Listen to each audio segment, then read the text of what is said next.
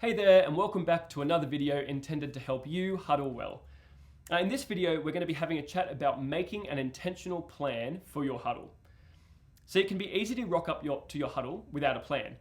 It can be easy to think, we'll just figure out what we want to do when we get there, or let's just take it as the day comes. Now, 100% there is room for flexibility in your huddle. If you really sense that God is on something, maybe someone was sharing something and you get this sense that we really need to pray for this person for a while in our group, if that's what you feel God's on for that moment, go for it. Spend time praying for them and over them, prophesying over them, whatever it is you feel God might be doing. However, I'm talking about having an intentional discussion as a group where you decide how you are going to make the most of your time together as a huddle. See, while chatting and just doing life together are important, if we stop there, we're in trouble. Because huddles aren't just another social club where we're coming to meet new people and get to know one another.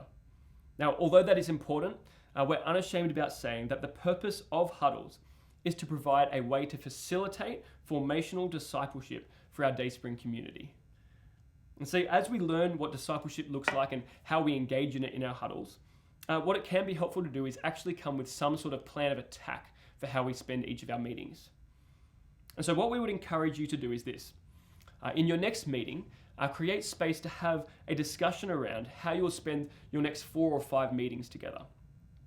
As part of this discussion, it might be helpful to allow everyone to share what they feel their own personal discipleship needs are right now. And so when you've done that, maybe it would be helpful to take note of any of the common themes that you see amongst the people in your group and let this shape and form what you're going to focus on over the next little while. It then might be helpful to consider as a group what resources are going to help facilitate this kind of discipleship that we need right now. Is there a book of the Bible that you want to read? Is there a Bible study you want to do together? Is there a DVD series you might want to watch? Is there a Christian book you might like to read together? Whatever the resource is, we just would encourage you to pick something and run with it together. Have everyone agree on a resource that you would feel would be beneficial. As part of the plan, it could be helpful to also appoint a meeting facilitator for every time you gather.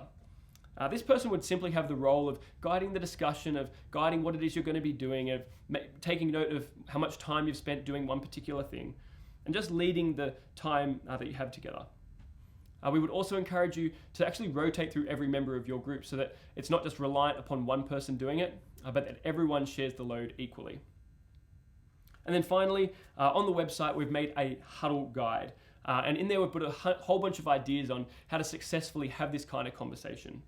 So why not check it out and get some great ideas for how you can make a plan as a huddle as you move forward together.